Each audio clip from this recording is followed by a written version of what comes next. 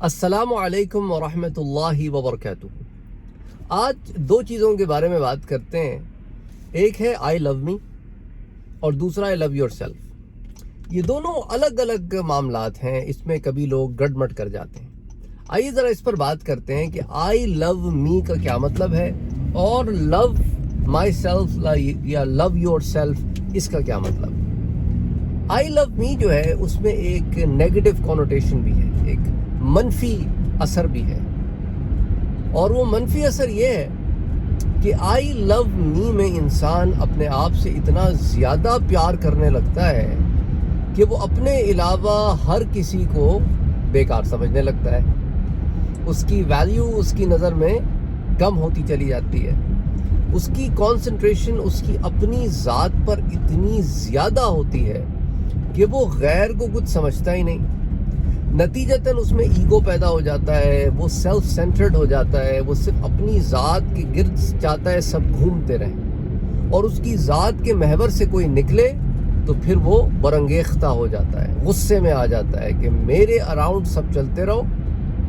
اور پھر اگر ایسے شخص کو پاور بھی مل جائے یا کسی بھی قسم کی کوئی اسے پوزیشن مل جائے جس میں وہ لوگوں کے اوپر ایز اے سپروائزر آ جائے یا لیڈر آ جائے، تو پھر یہ اس چیز کو بہت زیادہ بوسٹ کرتا ہے، اور پھر ایسے لوگ دوسروں کی انسلٹ کرنے سے بھی باز نہیں آتے۔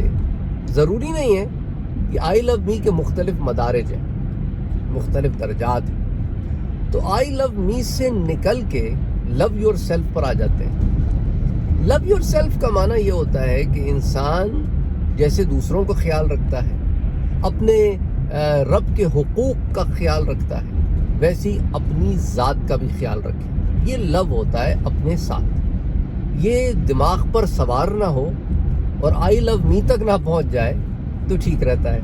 جہاں یہ آئی لو می پر پہنچ جائے تو پھر بگاڑ کے چانسز بڑھ جاتے ہیں۔ تو اس کا ایک نتیجہ یہ ہوتا ہے کہ I love me so you also love me, because to me I am lovable. تو وہ اس قسم کی حرکتیں بندہ جو ہے ذہنی طور پر کرنا شروع کر دیتا ہے۔ Besides that, بخاری شریف کی ایک روایت میں آپ سے شیئر کرتا ہوں۔ مدنی زندگی میں جب بھائی چارہ قائم کیا گیا تو حضرت سلمان فارسی رضی اللہ تعالی عنہ اور حضرت ابو درداء رضی اللہ تعالی عنہ میں بھائی چارہ قائم کیا گیا، بردرہڈ جسے آپ کہتے ہیں۔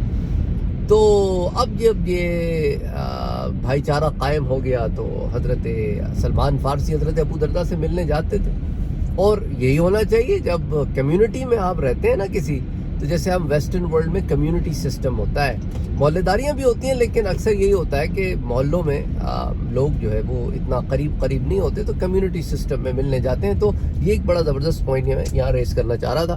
تو اینی تو ملنے گئے تو دیکھا کہ ان کی جو بیوی ہیں وہ برے حال میں بیٹھی ہوئی، تو بڑے حیران ہوئے کہ یار یہ بندی جو ہے وہ شوہر کے آنے کا وقت قریب آنے والا ہے یا شوہر گھر میں ہے، he didn't know that whatever is the case، لیکن اتنے پراگندہ حال میں، اتنے خراب حال میں بیٹھی ہوئی ہے گھر میں، اور کوئی اس کی عمر بھی زیادہ نہیں ہے۔ ویسی بھی کیا ضرورت ہے، جب اللہ نے عطا کیا ہے نعمتیں، تو پوچھنے لگے کہ بھئی تو اس حال میں کیوں بیٹھی ہے؟ تو کہنے لگی کہ کیا کروں، اس حال میں نہ بیٹھوں تو اور کیا کروں، جو میرا شوہر ہے ابو درداء اس کو تو کوئی غرض ہی نہیں ہے، اسے نہ کھانے سے غرض ہے، نہ اسے پینے سے غرض ہے، نہ مجھ پر توجہ دیتا ہے۔ عجیب آدمی ہو گیا ہے، سمجھ ہی نہیں آتا مجھے اسے کیا ہو گیا ہے۔ تو حضرت سلمان رضی اللہ تعالی عنہ، بڑے اللہ نے ان کو فراست عطا فرمائی تھی، کہنے لگے اچھا ٹھیک ہے کوئی بات نہیں، میں اس سے بات کرتا ہوں۔ اتنی دیر میں ابو درداء بھی آ گئے، تو ان کی بیوی نے کھانا لگایا، تو ابو درداء سے حضرت سلمان نے کہا کہ آؤ بیٹھو، تم بھی کھاؤ، ہم بھی کھاتے ہیں، مل کے کھاتے ہیں۔ اس نے کہا کہ نہیں میں تو نہیں کھاتا۔ تو سلمان نے کہا کہ ابو درداء کیوں نہیں کھاتے؟ کہتا میں تو روزے سے ہوں۔ کہتے یہ کون سا روزہ کا وقت ہے؟ مطلب ان کو پتا تھا نا کہ یہ روز روزہ رکھتا ہے۔ انہوں نے کہا کہ تم جب تک روزہ توڑو گے نہیں میں بھی نہیں کھاؤں گا۔ تو نفلی روزے تھے، ان کو پتا تھا۔ تو حضرت سلمان رضی اللہ تعالیٰ عنہ ان کو ڈسپلن آف لائف سکھانا چاہتے تھے ذرا، اس لیے یہ معاملے کیے، اس سے کوئی اور مطلب نہیں اخذ کر لینا آپ لوگ۔ تو انہوں نے کیا کیا کہ ان سے روزہ توڑوایا اور پھر دونوں نے مل کے کھانا کھایا. السلام علیکم اہل القبور. تو بہرحال کیونکہ قبرستان مسلمانوں کا آتا ہے راستے میں میرے کام کے، تو اس لیے میں سلام کیا. اینی وے بات کنٹینیو رکھتے ہیں. تو اس کے بعد کیا ہوا کہ حضرت ابو دردہ رضی اللہ تعالی عنہ جو ہے وہ رات کو پھر کھڑے ہو گئے نماز پڑھنے کے لیے. تو حضرت سلمان نے کہا کہ ابو دردہ سو جاؤ. میں نے کہا اللہ کے بندے میں ساری رات نماز پڑھتا ہوں. کہتے سو جاؤ میں اٹھا دوں گا، میری ذمہ داری ہے. تو سلا دیا، سو گئے. پھر جب رات کا آخری پہر آیا نا تو اٹھا دیا، کہا اٹھو اور اب نماز پڑھو. تو حضرت ابو دردہ کے معمول کے خلاف بات تھی اور انہیں جو فہم تھی اس کے خلاف بات تھی. انہیں بات پسند نہیں آئی کہ بھئی ساری رات کی عبادت کرنے والا ہوں اور مجھے آخری پہر میں اٹھا کے کہتا ہے کہ اب عبادت کرو، روزہ بھی چھڑوا دیا. تو حضرت سلمان نے کہا دیکھو ابو دردہ میری بات سنو، دیکھو تمہارے رب کا تم پر حق ہے، تمہارے رب کا تم پر حق ہے، تو تمہاری جان کا بھی تو تم پر حق ہے اور تمہارے اہل کا بھی تو تم پر حق ہے. تو تمہارے رب کا بھی تم پہ حق ہے، تمہاری جان کا بھی تم پہ حق ہے، تمہارے اہل کا بھی تم پر حق ہے. تو تم سارا حق ایک ٹوکری میں رکھ دیتے ہو اور باقی دو ٹوکریوں کو الگ خالی رکھ دیتے ہو. یہ انصاف کا تقاضا نہیں ہے. عبادت محنت مشقت مانگتی ہے اور کرنی بھی چاہیے، لیکن اس کا مطلب یہ نہیں ہے کہ تم باقی ساری چیزوں کو اگنور کر دو. تو حضرت ابو دردہ رضی اللہ تعالیٰ عنہ نے حضرت سلمان کی بات سن تو لی، لیکن کہنے لگے کہ میں حضور سے بات کروں گا اس بارے میں. تو پھر حضور صلی اللہ علیہ وآلہ وسلم کی خدمت اقدس میں حاضر ہو کر یہ سارا واقعہ سنایا.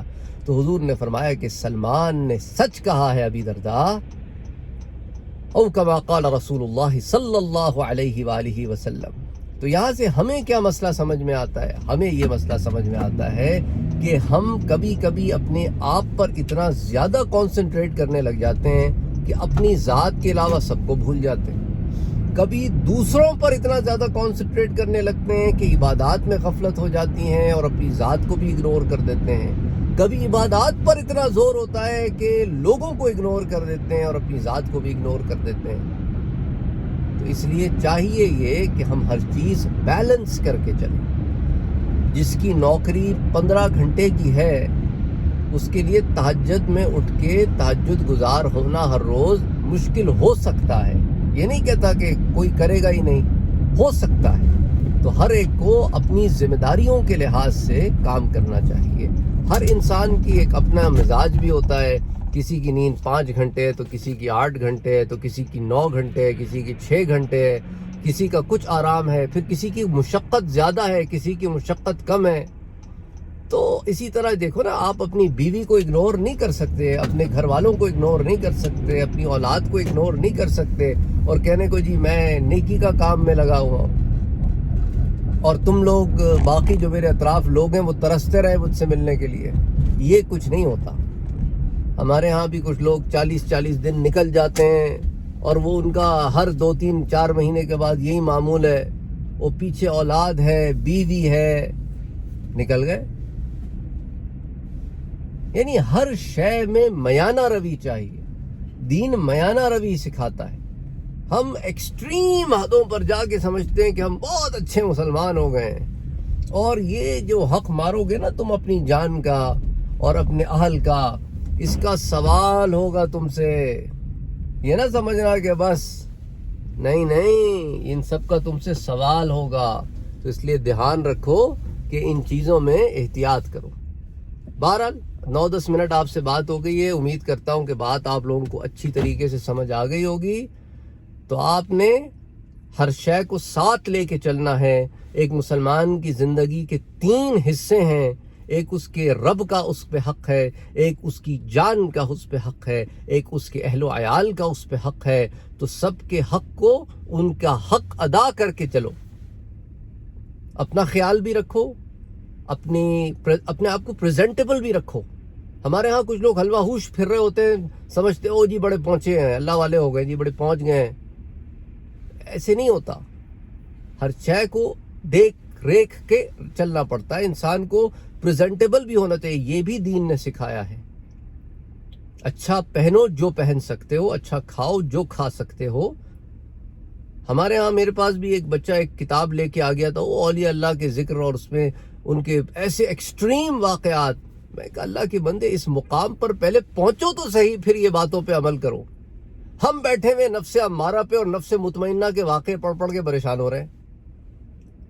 پہلے اپنے آپ کو اٹھاؤ تو صحیح، پھر اس کے بعد اس مقام کی طرف جانا جس مقام کے تذکرے آپ پڑھ رہے ہو. تو ایکسٹریم لیول پر چلے جاتے ہیں لوگ. درجہ بدرجہ گاہے بگاہے چیزیں ہوتی ہیں. بہرحال السلام علیکم ورحمۃ اللہ وبرکاتہ.